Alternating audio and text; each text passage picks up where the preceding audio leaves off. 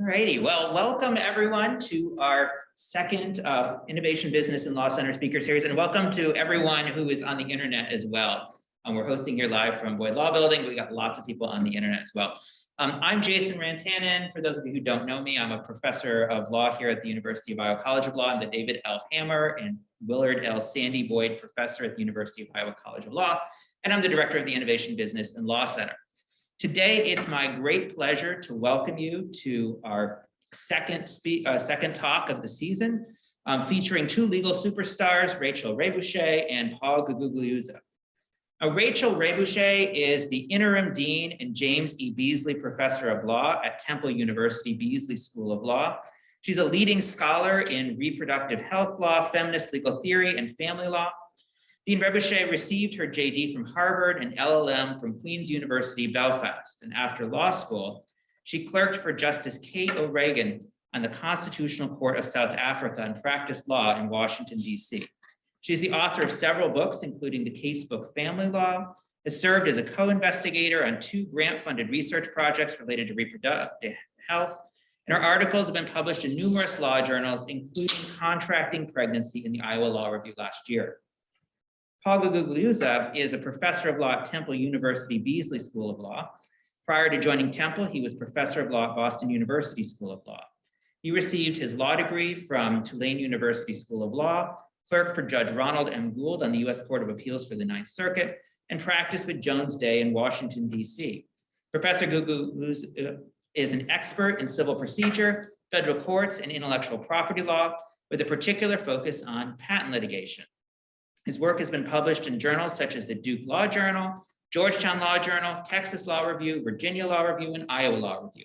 And he's testified before both the United States House of Representatives and Senate on patent law. Today, Dean Rebouché and Professor Gugliuza will speak on their work, Gender Inequality in Patent Litigation, forthcoming in the North Carolina Law Review. They'll talk for about 30 minutes, then we'll have time for questions. If you're online, you can use the Q&A function in the Zoom webinar, and I'll read out your question.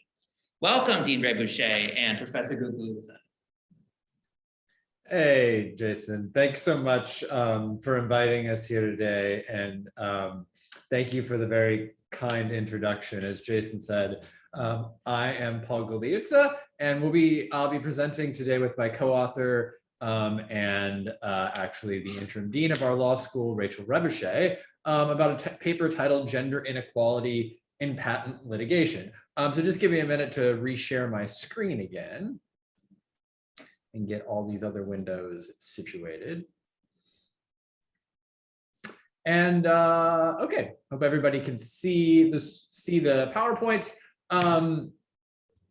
As Jason said, we'll kind of divide up our presentation in 2. I will get us started by talking a little bit about the background of the project, some of the data that we gathered, and describing the key results of our empirical study. And then I'll hand it over to Rachel to talk a little bit about implications and maybe some next steps we might take or think about taking to reduce the inequality that we find in representation in patent cases. But before we even get into the empirical study or any of the results, I think it's worth at least talking for a second about, well, why does this question of gender inequality in patent litigation matter? Well, look out over my law students and in my patent classes and IP classes, and I see that over half of law students today are women. One of the reasons is often given for why we don't see women as frequently participating in patent system or practicing patent law is that they don't gravitate towards the science or technology fields that sometimes underlie patent practice. But in fact, today, women receive anywhere between 35 and 40% of bachelor's degrees in STEM fields, and that proportion seems to be climbing a little bit higher every year. Still, right, only 17% of registered patent attorneys, that is, attorneys who are admitted to the patent bar, are women, and only 10% of attorneys who appear in PTAB proceedings are women, right? The PTAB, for those of you who don't know, is an adjudicative forum within the Patent and Trademark Office that's a particularly important place for accused infringers to go to try to invalidate patents they've been accused of infringing, right? And some prior studies have shown that 90% of the men who appear in those PTAB, 90% of the attorneys who appear in those PTAB proceedings are men. But that doesn't mean women are entirely absent from patent practice. For example, again, drawing on some prior studies, about 30% of the judges at the PTAB are women, right? In contrast to the bar that practices before it. And also 30% of patent examiners, right? The patent office employees who review and process patent applications, 30% of them are women as well. Perhaps most notably, we can think about the federal circuit itself, right? This is sort of covers most of the time frame of our empirical study. And you can see the court was sort of gradually shifting to a relatively even number of male and female judges on the bench. And indeed, shortly after our study concluded in July of this year, with the confirmation of Judge Tiffany Cunningham, the court is now precisely even, right? Among the active judges, there are 6 male judges and 6 female judges, which makes the federal circuit only one of 2 federal courts of appeals to reach that 50-50 benchmark, the 11th Circuit, I think, being the other. That's what the federal circuit's bench looks like. Our project is geared to investigate what does the bar that practices before the federal circuit look like. And to answer that question, we built a data set and we started with all federal circuit patent cases that were decided from 2010 through 2019. And in getting that data set off the ground, we owe a debt of gratitude to Professor Rantanen and his compendium of federal circuit decisions, which allowed us to pretty easily generate a list of all the federal circuit's patent decisions over the time period we were interested in. And then we limited our data set to cases in which oral argument was conducted. It's actually possible to do that by simply reviewing the court's slip opinions. It's a lot of manual labor, but it can be done. And then we also used the federal circuit slip opinions to identify the lawyers who presented argument. And then with that list of arguing lawyers in hand, we coded each lawyer for gender using 2 different methods or sources. First, we used a gender name dictionary developed by the World Intellectual Property Organization for the purpose of analyzing inventor gender in patent applications. Works just as well for analyzing gender of patent lawyers. And then second, if the WIPO dictionary was in any way ambiguous or we personally had any doubts about the gender coding, we just did some individualized research. And because our data set covers lawyers who are mostly still in active practice, it was relatively straightforward to find a biographical webpage on which the lawyer identified their own gender. So here's sort of the big picture bottom line result of the study. There have been about 6,500 individual oral arguments over the past decade that our study covered. About 5,700 of those arguments, or about 87%, were conducted by male attorneys, and only about 13%, or 825 of them, were conducted by women. But these overall results mask some nuance that becomes pretty clear once you start digging into potential differences among lawyers based on the type of practice in which they're engaged. So here's a simple comparison. On the left, you see the data limited to appearances by lawyers from the private sector only. And you see that the inequality is even greater than we show in the overall numbers. Among private sector lawyers, over 90% of the arguments in our data set were presented by male attorneys, only less than 9% were presented by women. Government lawyers, by contrast, it looks a lot different, right? The divide is basically 50-50. Of the over 600 government arguments in our data set, a little over 300 were delivered by men, and just slightly under 300 were delivered by women, but very, very close to a 50-50 divide, in stark contrast to the numbers that come out of the private sector. On the next slide, we've honed in on arguments presented by lawyers from the solicitor's office at the Patent and Trademark Office. So the solicitor's office is definitely the most significant, largest government organization that litigates at the federal circuit in patent cases. The solicitor's office job is essentially to defend or to represent the PTO anytime it becomes involved in litigation at the federal circuit. And this chart breaks out the gender divide among lawyers representing the solicitor's office on a year-by-year basis for each year covered by our study. And you can see from the beginning of our study in 2010 to the end in 2019, there are increases in a couple of respects, right? First, as indicated by the light blue bars, you can see that there is an increase in simply the raw number of arguments being presented by female lawyers from the solicitor's office, right? That also kind of corresponds with a growth in the overall number of arguments being presented by the solicitor's office. And one of the reasons we see that overall growth is because of the America Invents Act, right? For those of you who are patent students or familiar with patent law, you know that the AIA created these important new proceedings through which an accused infringer can go back to the patent office, ask the patent office to take a second look at the patent's validity. Those proceedings have been very popular, and accordingly, we've seen a growth in the number of appeals from the PTO to the federal circuit in those post-grant proceedings. So the overall number of cases, federal circuit cases, in which the solicitor's office has been involved has increased, right? And also alongside that, the raw number of women arguing patent cases at the federal circuit has increased, right? But the increase is not just in raw numbers because of the AIA proceedings. We can also see that there's an increase in the proportion of female to male attorneys over the time period of our study, which reflects an increasing equality in the sheer number of lawyers who are employed at the solicitor's office. And the proportion, the percentage increase in the bottom left of this slide, that's the increase in the proportion of arguments presented by women attorneys from 2010, from the first 3 years of our study to the last 3 years of our study. And you can see the proportion has almost doubled.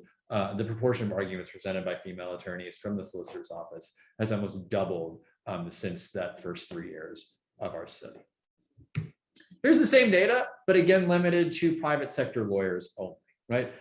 You can see there's been a bit of an increase, but certainly a much smaller increase in the proportion of women arguing patent cases out of the private sector, right? Only about a 20% increase from the first 3 years of our study to the last 3 years of our study. So, there may be some change happening in the private sector, but certainly the change is happening much more slowly than we've seen in the public sector.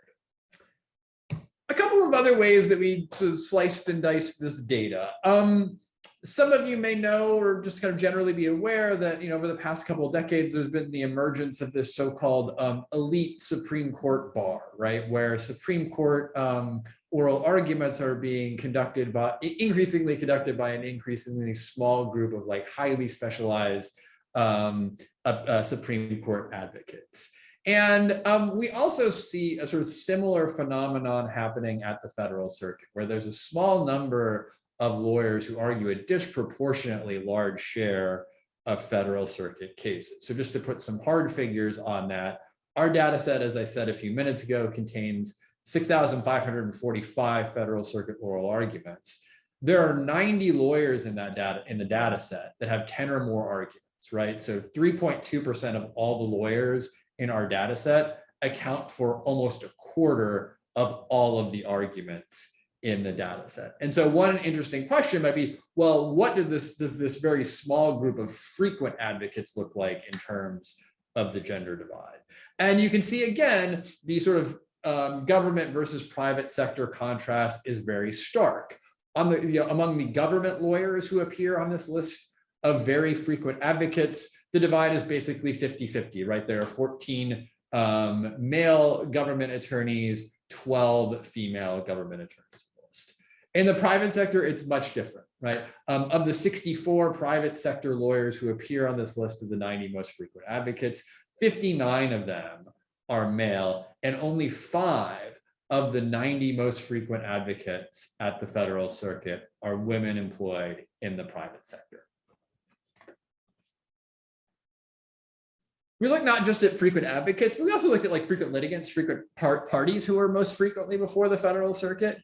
And again, as you can tell from this table, particularly the bottom line of it, the overall male-female divide among the most frequent litigants is pretty similar to what we found for the overall numbers, about 85% men, about 15% women. But if you look a little closer at some of the individual litigants on this table, and particularly I've highlighted here the litigants who have been represented by women in 20% or more of their federal circuit appeals, you might catch some commonality, right? Mylan, Apotex, Watson, Sandoz, these are all pharmaceutical companies, which is kind of interesting because there's other literature out there that suggests that in the patent system, women participate more frequently in pharmaceuticals and in the life sciences than say in sort of the tech world. And so we were curious if that carries over to the lawyers who represent those litigants on appeal. And so one way we were able to do that was to look at the differences in representation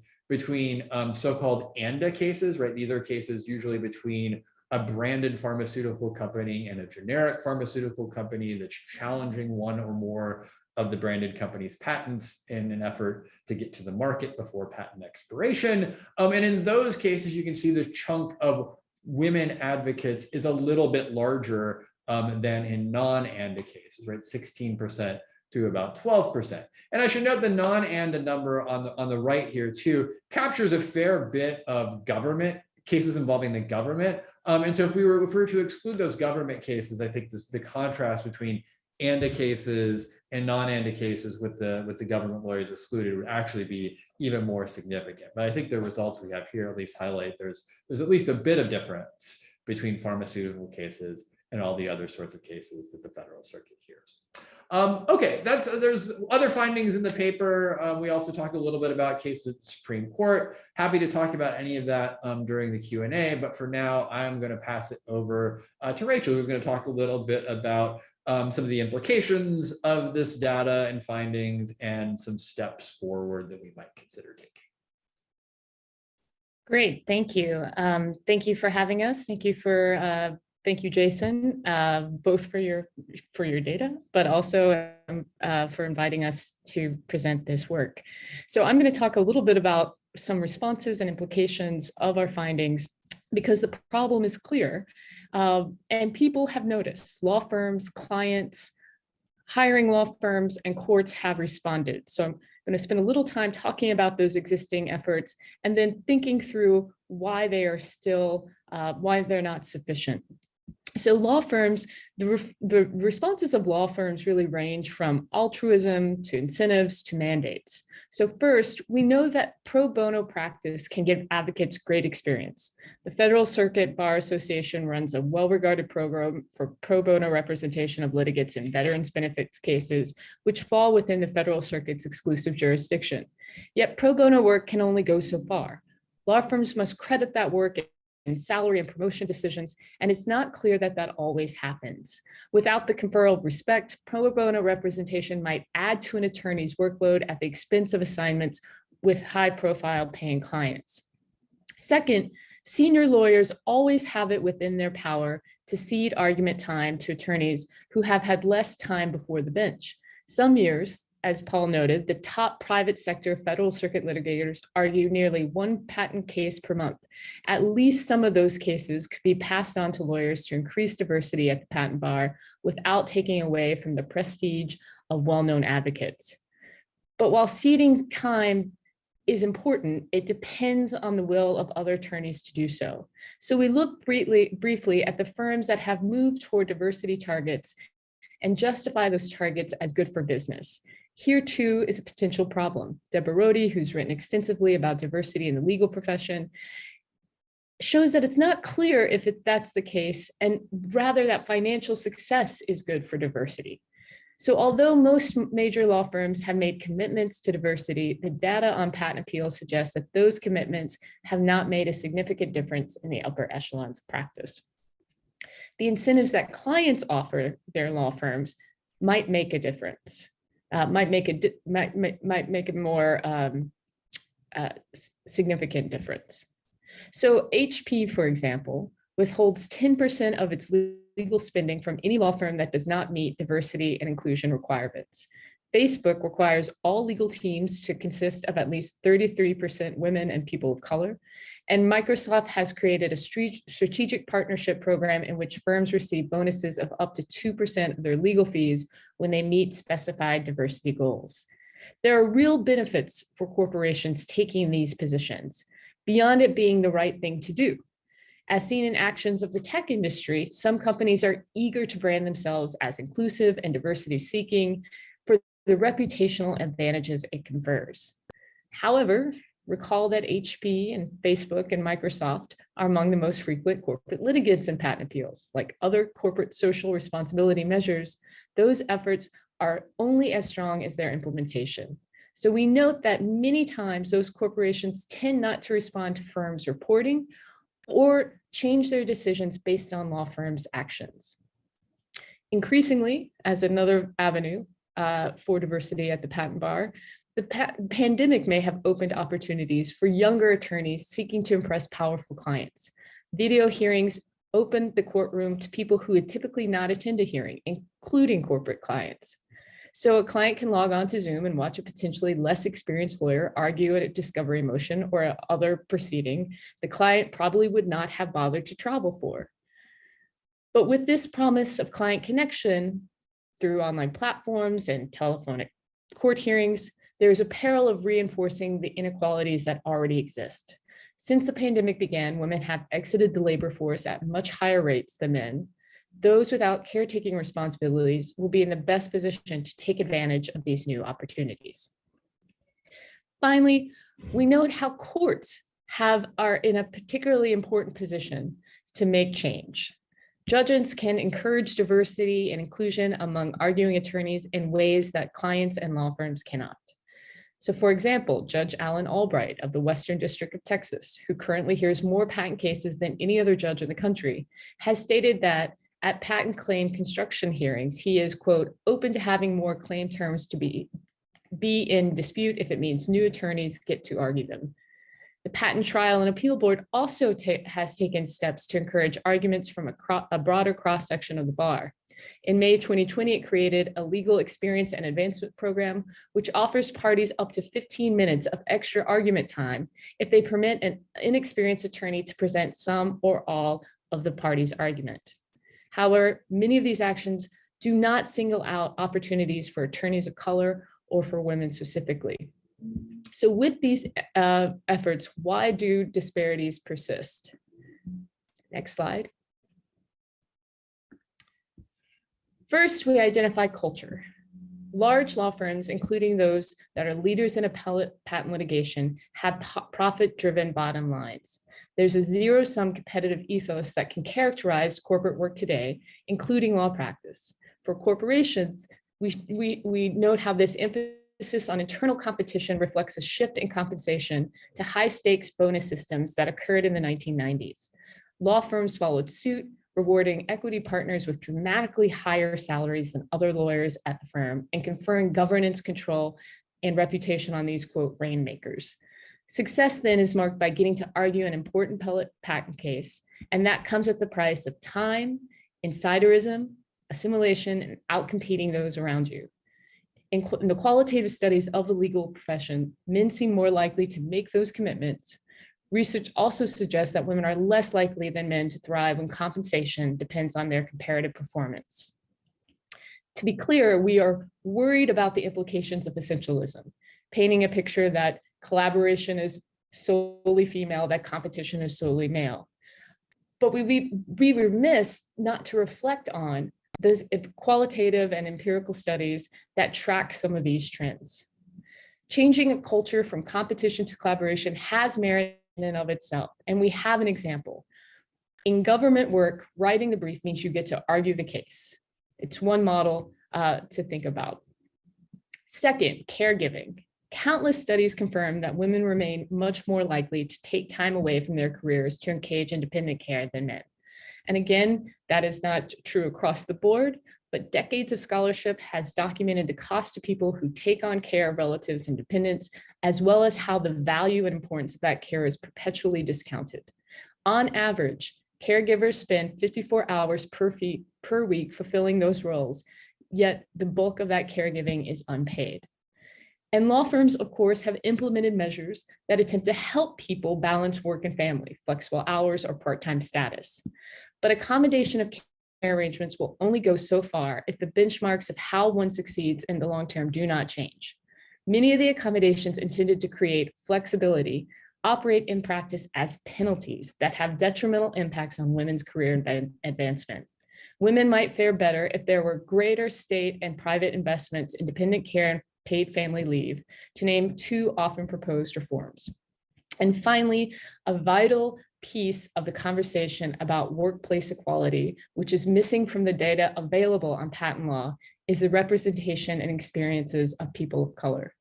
Any account of equality in the legal profession must acknowledge the overlapping yet distinct disadvantages of those working in a system not designed for their success, which is particularly true for women of color. Women of color often report negative experiences in private law practice. They are not given adequate mentorship, meaningful assignments, or networking opportunities. They're subjected to biases and stereotypes that stymie their career advancement. And they pay what has been called an inclusion tax, the quote, time, money, and mental and emotional energy to gain entry to and acceptance in white and male institutional spaces. So proposals to reform patent litigation cannot assume that all women rise or fall equally. Next slide.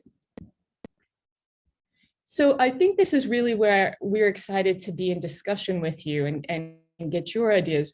We map out briefly at the very end of our paper what we think are some next steps, and they respond to what is currently happening at law firms, in courts, for corporate clients, and respond to these structural inequalities that I just outlined. So we think about shifts in firm culture to consensus to collaboration, client policies that reflect client decision-making, actually rewarding law firms that hit these targets, that comply, that create that value diversity, additional court orders and rules, and most importantly, but also most difficult, engaging in conversation and in actions that produce structural change and respond to the deep-seated inequalities in caregiving, in culture, and race. And with that, I think we'll open it for discussion. Well, thank you both so much for presenting your thoughts on this. We're going to open it up for some questions now. If you are online, you can type in a question right into the Zoom webinar, the Q&A, and we've got a few students here as well to ask questions. So hopefully you guys have some wonderful questions. I've got a couple just to get us started. I want to start first just talking a little bit about your data now, because I want to talk about everything else too, but on the data, two thoughts on that. One is are there any differences when looking at appeals from the patent office versus appeals from the district court? So did you break it up at all, looking to see if there are differences there? And then the second is what about gender when it comes to who is named on the brief? So one of your proposals is think about, who writes the brief gets to argue the brief or argue the appeal. Did you look at all at gender when it comes to who's named on the brief? I am happy to answer those questions. On the first one, so appeals from the patent office versus the district court. So we didn't divide it up that way in the paper, in part because if we included all the lawyers who appear in appeals from the patent office and all the lawyers who appear in appeals to the district court, we know based on what we have so far that the gender divide would be much closer in patent office cases than in district court cases, because inevitably, not inevitably, but almost always in the patent office cases, there's going to be a solicitor's office lawyer there who is far more likely to be a woman than any other lawyer who might appear before the federal circuit. So I don't have like the actual numbers. We certainly could run them and pull them up. But I think that's sort of generally what we would find is that the gender divide is a little closer in patent office appeals than it is in district court cases. But I think that would be largely because of the more equal divide among government lawyers in the patent office cases. In terms of the briefs, that's an excellent question, and it's something we've been batting around as a future project, because one of the things we're really interested in seeing is like, is this a circumstance where on the briefs, when you've got lawyers across various levels of seniority, is it true that it's kind of like 50-50 between male and female lawyers, and it's just like the white male partners who come in and swoop in and do the argument? I think Rachel talked a little bit, about one of the dynamics that drives our findings is at the patent office, if you write the brief, you get to argue the case. And so if you have a roughly equal number of male and female attorneys in the office, you're going to have a roughly equal number of male and female attorneys arguing cases. In law firms, anybody who's been in a law firm for a hot minute knows that is not at all how court appearances work at a law firm. And so it may well be, right, that these firms are relatively, closer to 50-50 in terms of staffing their patent cases, but the arguments are disproportionately going to male attorneys. We've talked about doing that. The data collection and coding would be a bit of work, right? I mean, if you've looked at a patent brief before, particularly in a high stakes private sector case, like you might see 10 to 20 lawyers on a single brief. But I think, maybe looking at it for a year or a few different years could be interesting on its own, just to give us a little bit of a sense of how brief writing compares to arguing. Yes. So you said that private practice attorneys are much more likely to be male than their government counterparts. Do you have a theory for why that is?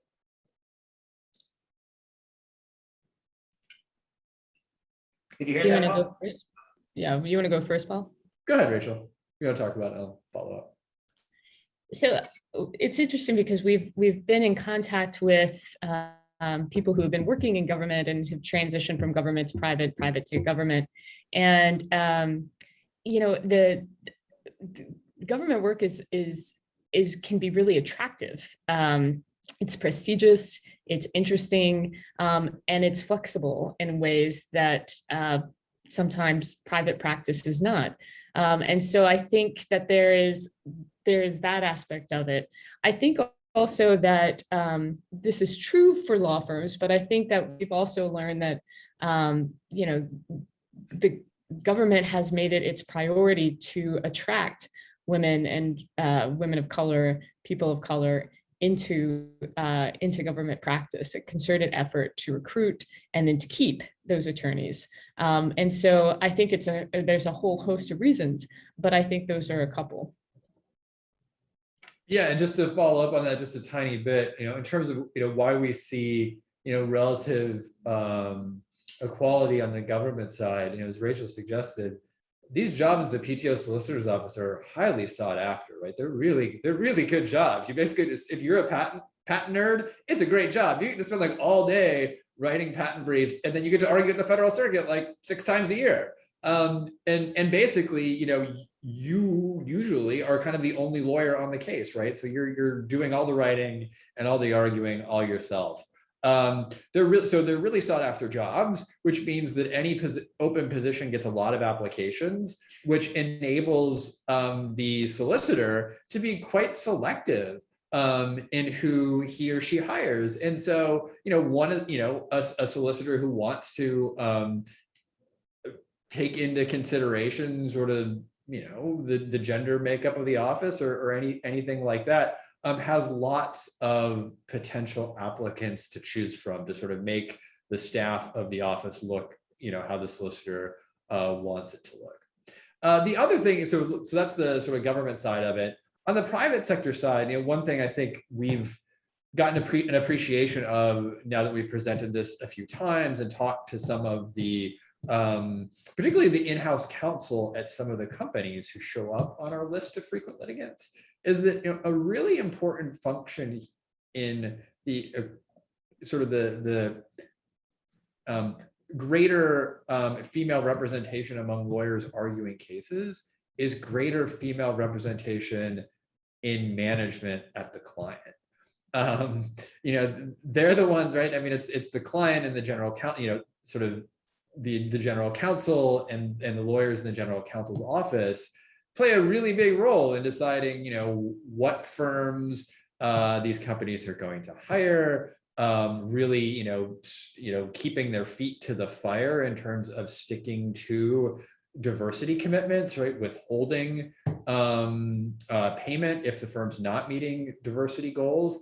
And so, I think one commonality that we've seen, at least anecdotally, is that the companies on our list that do relatively well in terms of gender diversity among the lawyers who represent them also do pretty well in their own management. So I think that plays a really, the client management end of this plays a really, really big role in sort of the court representation data that we focus on. Yeah, I was wondering about how the percentage of arguments might at all compare to who's in the workforce. So, what are your thoughts on the makeup of the pool of attorneys and how this relates to the pool of attorneys in, say, private practice and private law?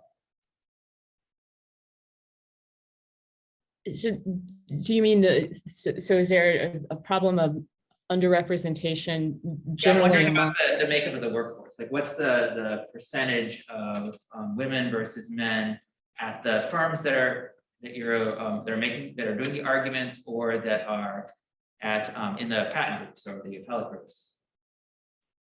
So it's really interesting because, kind of a question that we've thought about is, well, isn't this delay? Isn't there, as there are more, there's over 50% women who are now law students, as those people enter practice, as they become senior at law firms, is there just a kind of, is there a delay in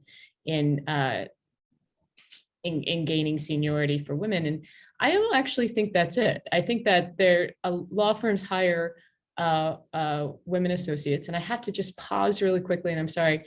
We say in our paper, we not upfront talk about the binary of men and women, and that we are using those terms advisedly because to showcase this data, but we understand that there are people who would not identify as men or women, and so.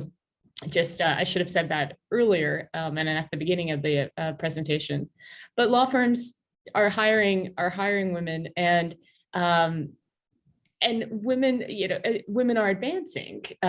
It's kind of like the argument that women don't have STEM backgrounds, which is also not necessarily true. And it's not necessarily the case that there's just an quote unquote old boys network. Younger attorneys who are men are succeeding and have become very accomplished and very expert in arguing at the patent bar. So I think there's something else going on. It's retention, it's women leaving, it's women leaving to practice for the government, it's women leaving to be in-house counsel. So it's not that law firms aren't hiring women, it's that over the course of careers, women might be making different choices, and then once senior, may still not be getting tapped to argue big cases. The numbers off the top of my head, obviously, but certainly, the percentage of women in these appellate groups or even in the patent groups, it's higher than the 9% that show up at the federal circuit, right? I'm pretty confident that that's true. Given sort of the overall makeup of what law firm hiring classes look like these days and what law school graduating classes look like these days. And I think for that reason, right, I think this paper is like a really good illustration of like the structural inequalities of law firm practice, in the sense that, it's persisted over time, but also, I know many of these lawyers who are on the list of most frequent advocates, Jason, I'm sure you do too. And these are not like old, overtly sexist men, right? These are people we know. They're not sitting there being like, well, I don't want a lady on my team, right? Those are not the people we're talking about that show up in this data set. Yet these inequalities keep getting sort of reproduced by the system, even when you have these individual lawyers who I think, many of whom we talked to about this project, who I think are pretty surprised to see sort of what's happening in the bar at which they practice. Question question I have is just, these are statistics that are big picture. My question to you who have done research is, what can I do as a junior associate going into a law firm as a white male who's straight and has no, like, I am the like typical what has been. What can I do going into practice? What can I do in my career to help encourage diversity, to help change what has been? Because it's like, I'm just kind of looking at it like, well, I feel like I'm like, I just, what can I do? I feel like as the white male co-author on this paper, I should probably not answer that question first. I'm sure you have thoughts. So I have to tell you, my reaction is, I had two reactions. The first is thinking about your professional life, and then the other is your role in professional spaces. So if these principles are important to you, then part of, I think, is for your own professional fulfillment and satisfaction, is seeking out practice in which those values are present and are taken seriously by the law firm and by those who govern, those who make decisions. And so that's, I think, a piece for you to consider as you interview, as you think about where you want to practice, as you think about what kind of practice and the like. But then I think, while in joining private practice, so I think, one, asking the question is a great first step, but I think continuing to ask the question. So why isn't this case being staffed by my colleagues who also want to gain experience in this area? Partnering with attorneys that bring diversity to the teams that you work with. And then, joining in efforts that try to institutionalize change, serving on committees, creating institutional rewards for people who are doing the kind of work that might give them experience but be less rewarded, like pro bono practice. And so I think that there's a whole range of things to do, but I think asking the question, showing up, and then investing your time and effort is certainly some first steps. Yeah, I don't think I have much to add, actually. I mean, it's, being here, right? Being aware of this data, right? That I think, maybe a lot of people might not be aware of. And, one of the things that Rachel talked about when we talked about the paper is that, I mean, one of the most, one of the maybe most effective ways to sort of make things a little better, we think, is voluntary change, right? And so learning about these inequalities that, might not be as apparent if you're just sort of walking through your day to day, and keeping them in mind, I think is maybe one of the best ways that we can remedy some of this stuff. And I just add, this has been happening at my law school. I'm sure it's happening at law schools around the country. There's a really rich conversation that's been happening, and it's happened for a long time, but I think is thankfully I'm hearing a lot more about it, is thinking about diversity, equity, and inclusion on law school campuses, within faculties, among students. And one thing that, that's part of that conversation, that would be part of this conversation, is implicit bias. And so thinking about the kind of subtle cues or the rewards or incentives that get passed out, and why,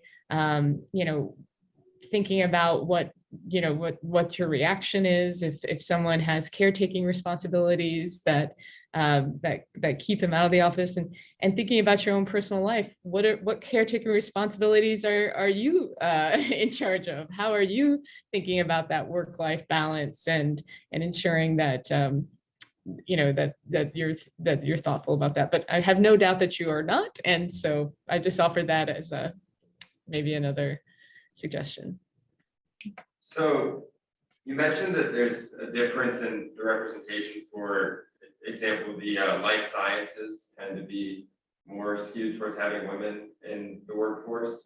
Have you seen, I guess, some degrees require higher levels of education to kind of break into the patent litigation scene? Do you see any overlap between that and, for example, the caregiving responsibilities that you mentioned as a barrier? That's a really interesting question that I honestly have not really even thought about in terms of comparing our data to the PTO admission requirements. And if there's more inequality in the fields that require more advanced degrees or more coursework for admission to the PTO. I cannot answer that question based on what we have. I really don't know. There are, if the link to the paper was on the slides, and I'm sure Jason can share it, feel free to reach out to us and we're happy to share it. We discussed in the paper a couple of studies that looked at representation at the PTO specifically. That paper might have a little bit of data that you could mine as to that question. In terms of how does inequality play out in different technological areas, and then how does that relate to what the PTO admission requirements are. But honestly, I'm sorry, I don't have a better answer for that question based on our data, because we frankly haven't really even looked at it. I have another question for you, which is, what can junior attorneys do in order to be able to do arguments? I mean, part of this is about education and revealing what are the secrets to getting to do oral arguments, right? To be able to do this. So what are your thoughts on that? And then more broadly, what are your thoughts on what non-male attorneys can do in order to succeed in this area? Yeah, and it just occurred to me that, one thing that's implicit, but I think we talk about a little bit more in the paper, is that it's not the case that everybody wants to argue. Not everybody wants to be before a bench, and we struggle because are we inadvertently rewarding this thing that is has been commonly associated with success in practice, and maybe is not should not receive that kind of special place or that kind of reward by law firms. But if you're one who wants to stand up in front of court and gain that experience, so if I understand your question, some of the things that we talked about that law firms do in terms of pro bono practice, in terms of representing veterans before the federal circuit, working with senior partners who would typically be the people who get to stand in front of court and having taking over some of their argument responsibility, and then working kind of culturally, institutionally, to try to create the expectation that those argument opportunities would be more broadly shared, more widely shared among associates, either with less experience, women of color, people of color. So that, I think, I don't think they're perfect solutions, but I think that they are some of the solutions that we've seen to try to give people experience.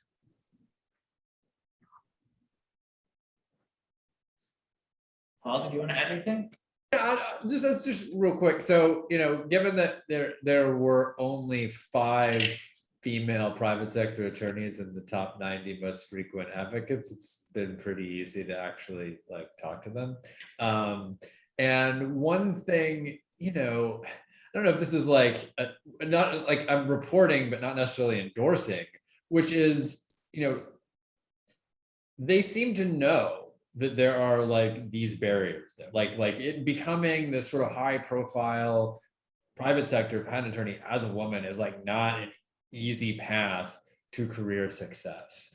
And so, recognizing that, it's going to require some assertiveness, some not taking no for an answer and things like that seems to have been sort of internalized by some of these attorneys. Again, that's not to say that's how the world ought to be, but given sort of what we find in our paper, it seems to be how the world is. And so, maybe it's sort of a balance of like, in the short term, be aware of these barriers you might have to overcome, hopefully in service of the longer term, creating a slightly more equal or egalitarian kind of system. Yeah, once you mentioned the pro bono, I was wondering if there was any data that breaks down the gender difference between like pro bono, what I think of as like non-billable work. You had mentioned like the bottom line is people who bill more are gonna succeed quicker. And so I wonder if there's kind of a push for women to do more non-billable work, or maybe they voluntarily do it, or if there's any data on that. Yeah. I'm guessing, are you a law student? Yes. If you're looking for like an independent research or like a journal note, that is a great topic, right? Like basically do what we did, but do it for like pro bono veterans cases. Yeah. That would answer your question in large part. But I think we know the answer. I think that yes, women take on but I'd be more of the interested to see. unpaid task. Yeah, well, I mean, there's going to be more women, right? But I would be curious to see like how many more women. Yeah, I mean, I don't know if it would be like slightly more, or if you'd find like 50-50, or maybe even more women than men. I would be really interested to know what the actual specific concrete answer is. Yeah, I think that's really important because that's a pipeline program, right? And so this is like, you think about how things work in series, and that's a starting point. That's a pipeline program, and what its composition is may affect what happens downstream. Yeah, and if you find a lot of equality there, but then not at the upper echelons, right? I mean, it's further evidence that this is like a structural sort of pipeline problem we've identified, right? That people are getting sort of weeded out of this field for reasons that don't necessarily have to do with sort of skill or even experience in arguing federal circuit cases. but I would say that, and I agree, and I think it would be really interesting to know that particular point and that information. And you could draw from a very rich literature that show that based on interviews with practicing attorneys, that women, and particularly women of color, are often asked to do the tasks that are not paid, that are essential to firm governance, but are not necessarily rewarded with career advancement or with networking with important clients. And so I think that study would be in conversation with that body of literature. So I have a question on the federal circuit concept, right? The federal circuit proposal, which is, Judge Albright, other judges I know, Judge Alsop of the Northern District of California did something similar with, allocating opportunities for junior lawyers to argue different kinds of more minor issues in the case or get extra issues.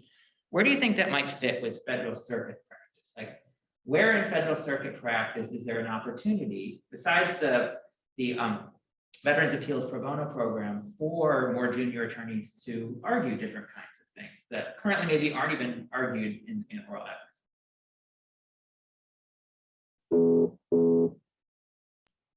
So one example is that, we have an actual case example of this happening. So it was a federal circuit appeal slated to be argued like right at the beginning of the COVID pandemic.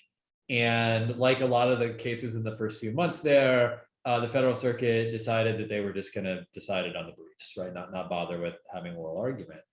And it was a appeal of a patent application rejection. Google was the appellant. And after the federal circuit issued the order saying, hey, we're just going to decide this on the briefs, Google filed a motion to reconsider. And the ground for the motion to reconsider was they were going to give the argument to this associate at Perkins Coie who had never argued a federal circuit appeal before. And they were like, part of our mission at Google is to try to, retain law firms that bring in, people of diverse backgrounds and people who've not had much experience arguing in court. So would you reconsider and actually hold the argument that this female junior lawyer was going to do? And the federal circuit did it, right? And so I think that's a model that you could apply, don't want to overdo it and like, annoy the court by asking them to hear argument in every single case, right? And there's obviously strategic considerations as well. If you think the court's most likely to affirm, you probably don't want to, rock the boat. But certainly there are opportunities like that where there are cases that could be argued that aren't argued, and clients can just ask, right? That's one thing. The other thing I almost mentioned during the discussion of the data set, but didn't, but I will now, is the reason why we had to collect this data by going to the slip opinions was because the Federal Circuit doesn't collect any data whatsoever on the lawyers who argue cases. They don't even, according to the clerk's office, they don't even keep copies of the argument calendars. So there's literally no way to just get a list of cases that have been argued at the Federal Circuit. And so just like more attention to who's arguing and like the like maybe generating some data on the Federal Circuit end might be useful here too, right? If they're just being attentive to considerations of, racial equity, gender equity, could play a role too, right? In the sense of like, look, the court can say, we might not hold argument, but we will be more inclined to hold argument if this person is designated as your arguing attorney, right? Like that's something the court could easily do. And like, it doesn't seem they pay any attention whatsoever to keeping any sort of records at all of argument. Have you guys talked at all the Federal Circuit judges or heard at all Federal Circuit judges' thoughts on this topic? I mean, maybe the answer is no, but have you? I'm curious. No, but if you want to hook that up for us, that'd be great. We'll gladly talk to judges. I have an online question here, which is about pro bono practice. The question is, would you agree that pro bono is a far less likely alternative in patent law? And I'm hoping if you can say a few words about the Veterans Appeals Pro Bono program too, as part of your answer, that would be really terrific. Yeah, I'm happy to take that as the former patent lawyer and participant in the Veterans Pro Bono program. Yeah, so part of the reason why we hone in on these, we've mentioned the veterans case, we mentioned the veterans cases in the paper and then a few times in our discussion today, is because like pro bono work in patent law basically doesn't really exist, right? I mean, there's law school clinics for inventors and things like that, but in terms of like pro bono representation of patent litigants, it's like pretty much not a thing. Now, if you were at the regional circuits, right, there are all sorts of different types of cases for which they maintain rosters of pro bono lawyers, criminal cases, habeas cases, immigration cases, some civil rights cases, right? A wide variety of opportunities that you can get involved in at the regional circuits. At the Federal Circuit, because of its relatively specialized jurisdiction, if you want to argue on a pro bono basis, veterans is pretty much the only way in. And so it's a really good program in the sense that, not only is it a great opportunity for a junior lawyer to potentially get a stand-up opportunity, significant brief writing responsibility and potentially a stand-up opportunity in a Federal Circuit appeal. It shouldn't be lost that like this is actually a really great program for the veterans too, right?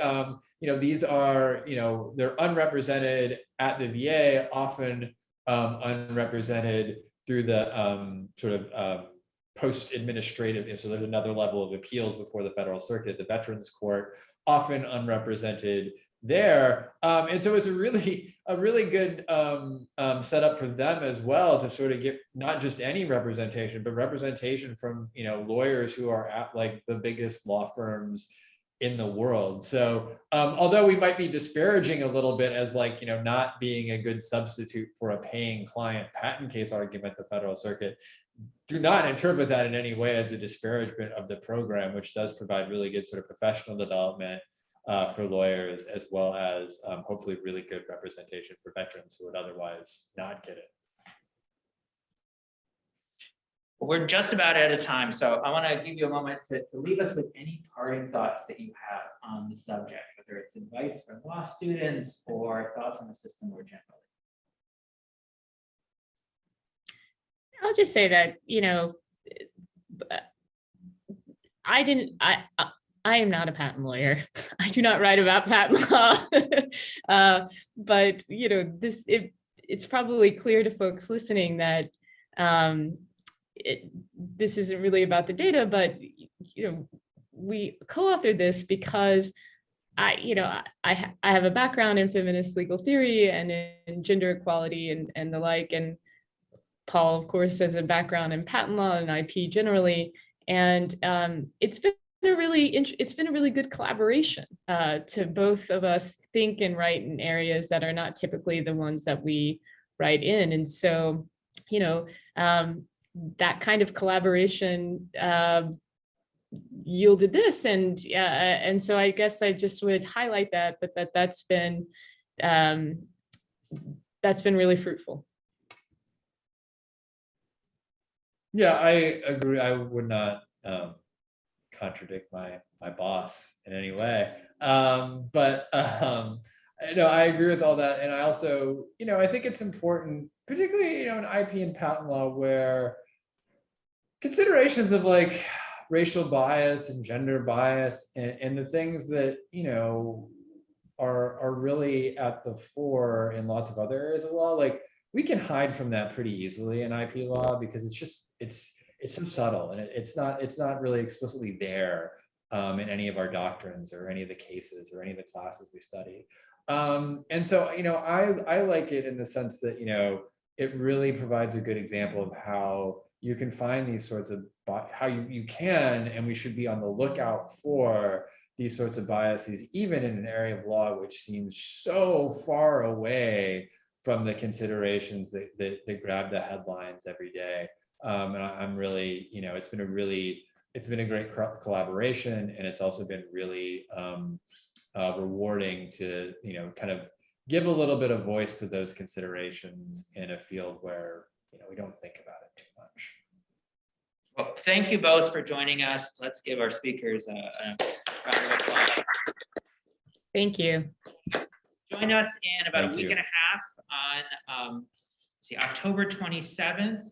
Professor Joshua Fairfield of the Washington Lee College of Law will be talking about non-fungible tokens and the propertization of intangible assets, hosted by Iowa Law's own Chris Odenay. So I hope to see everyone then. Thank you, Jason. Thank you, everybody, for coming.